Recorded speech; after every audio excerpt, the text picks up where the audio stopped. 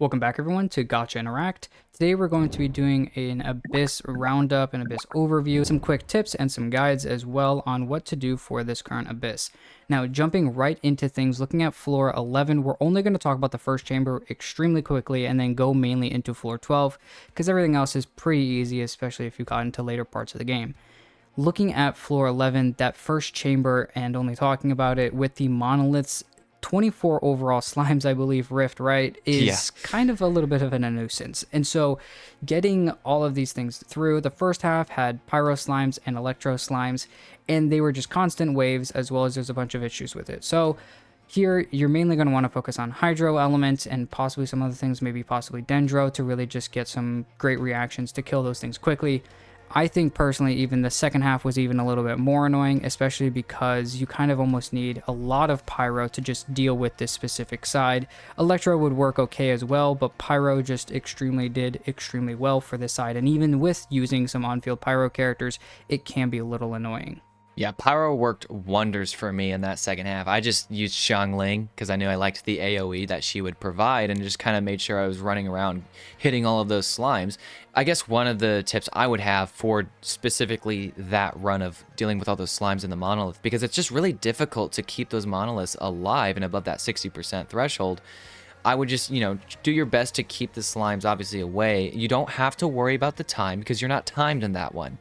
Do what you can to keep the slimes off the monolith, obviously. And so from when I was doing it, they tend to jump on you instead of the monolith. So if you're not on top of the monolith yourself, they'll tend to not also target that. And I just kind of was going in circles around the monolith, making sure as they were spawning in, as I was defeating them, kind of just keeping them on me as much as possible. And Xiangling just kind of pyro-nadoing everything around. And with the first half, same thing, just different characters and different lineups. Jumping over into the floor 12, actually getting to the bread and butter of this actual Abyss look. Oh boy. There has been a lot of talk about this Abyss in general, and there's good reason for it. This is probably the worst, and not necessarily worst, but one of the hardest Abysses we've probably ever had. Even talking about late game players such as myself and Rift, it's just been an annoyance and a half. A lot of people on YouTube, for instance, that have talked about this either on their streams or whatnot have said that it's very not free-to-play friendly. Some people have tried to counter the argument by saying it's just not casual friendly. Personally, you know what? I'm just going to go out and say it.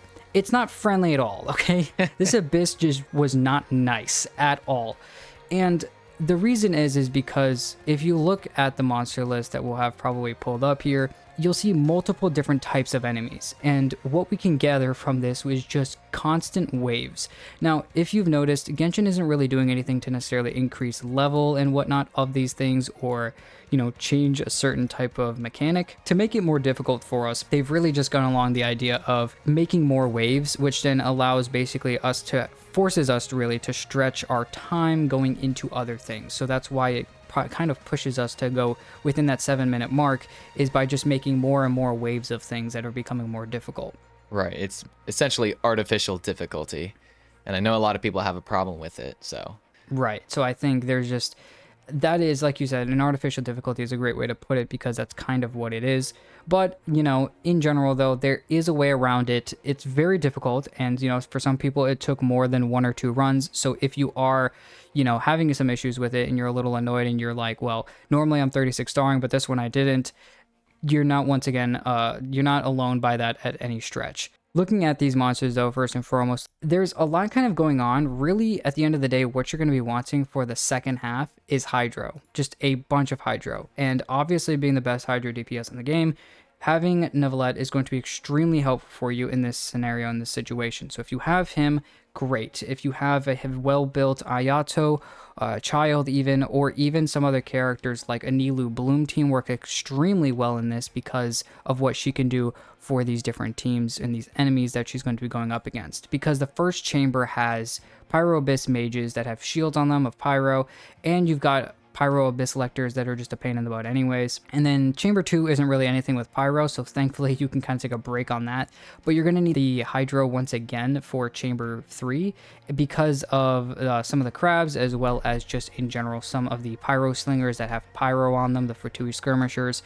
So having Hydro is kind of a necessity, I guess you could say. But, it is kind of a mix and pull. But you could do a lot of things, and especially with the first half, there's a lot to go off on there. So Rift, I know a lot of people talk about using Chloron, a lot of overload teams. So what do you kind of think for the first half? I mean, yeah, with Cloran being the new character, it's definitely kind of suited for her in some regards. Talking about the first half, I mean, when you look at the first half, I mean, you're seeing these primal constructs. Chamber 2 is just a Magu Kenki, and then the Chamber 3 is that algorithm boss, which we all know really has a hard time against aggravate, spread, and stuff like that. That's the bane of it. So like it really is pushing for, you can use Cloran, Nahida if you have her, just kind of doing an aggravate team with Cloran. I've seen does really, really well, and I'm not surprised by that. You can even use catching if you have her. I think catching would be a great candidate and can, if you have good stuff on her, she can get you through this. If you have Nahida, obviously use her.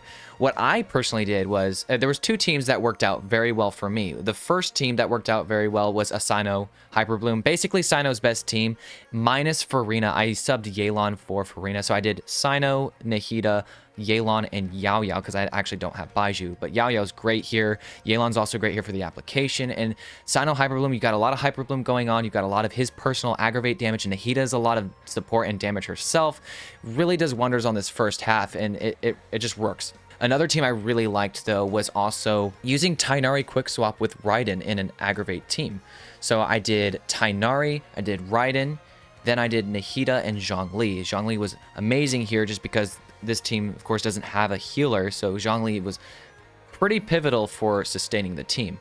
And that one worked really, really well for me. So, yeah, first half is not the one that gets the bad rap. It's really that second half that Vixen was already talking about because of things like those Abyss Lectors with the Pyro Shields, which it just can be so annoying because it's not about draining HP on them anymore. At that point, it's just a race against time to knock off those shields, and that can just be very, very annoying. If you don't have, Nervalette, Ayato, Anilu, Super Bloom team, Farina even, Yelan, I mean, you kind of have to start going after things with like Xingqiu becomes a must, an absolute must.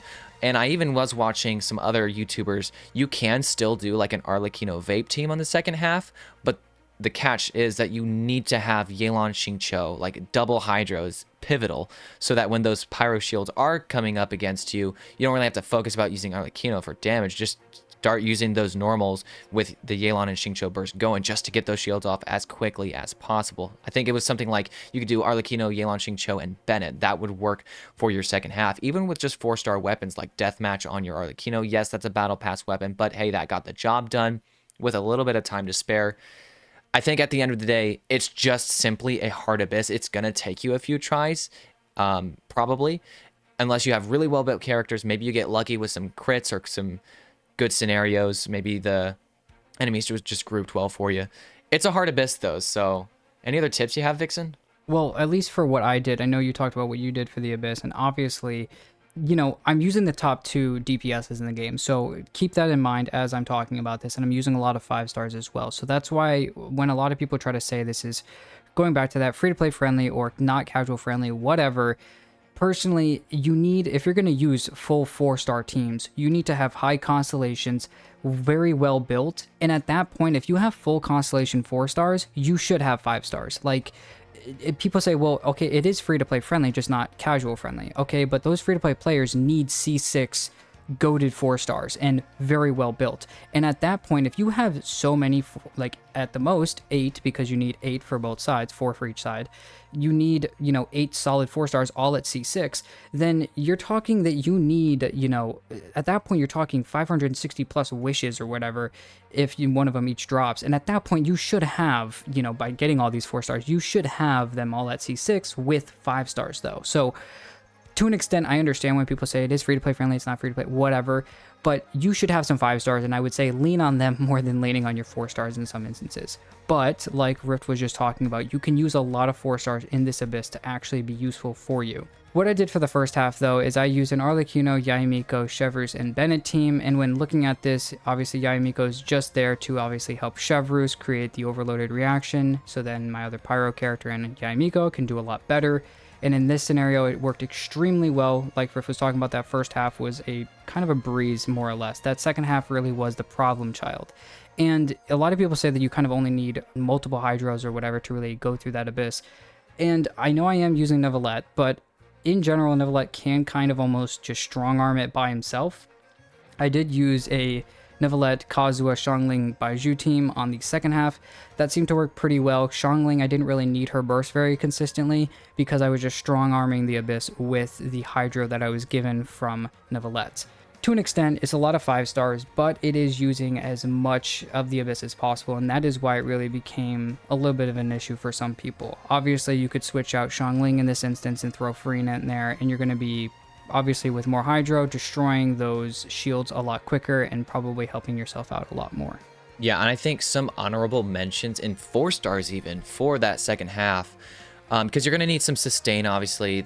You're going to maybe take some damage, or maybe you're just good at the game, unlike me. But I found Layla actually to be very useful because I did a Neuvillette team in the second half as well. I did a Neuvillette Farina combo, and instead of using someone like Zhongli, I actually used Layla as my shielder because her shield's not that bad. I think she gets a little bit slept on with the shield. Her shield's very, very good. Plus, she's a cryo unit, so with her burst out and with her skill creating those little stars, it is helping just a little bit with some of those pyro shields on top of the already crazy hydro that I'm already getting with Neuvillette Farina combined, and then I also threw Kazuha in there. But if you don't have Layla, there's also Charlotte. She's a goated healer. Like, she heals a lot. Plus, she's got good application from off field, so that could help with some shields as well, just as an honorable mention. You could use Mika if you absolutely have to, because you don't have other healers, and his heals are very good. He heals the whole team over time. So those are just a few things. I mean, there's also Diona, you know, do what you got to do. Just kind of, you might have to play around with it and do some trial by error because, I mean, this abyss, I'll be honest, this took me 3 hours to do. I mean, my first 2 hours, I was trying to make 4 stars work, and I just couldn't do it. I know there's some people out there that can make it work, but like, even I like couldn't do it. And I build all of my 4 stars pretty decently. Like, I don't like hyper invest, but I am pretty, you know, I'm still pretty proud of like my Xiangling, my Kuki. That's like it's just a difficult abyss. So you'll kind of have to try out different things and see what works. Well, that's everything we've got for this video talking about the Abyss. Let us know down in the comments if you guys use anything special in your teams and what you use to clear the Abyss. If you guys have any questions on what your account looks like and how maybe we could help maybe throwing some teams together for you to try to see if that works. Also, make sure to go ahead and like and subscribe and join the Discord as well. We are still doing account reviews for our streams on YouTube, which we will be posting up soon. So thank you guys for watching the video, and we'll see you in the next one.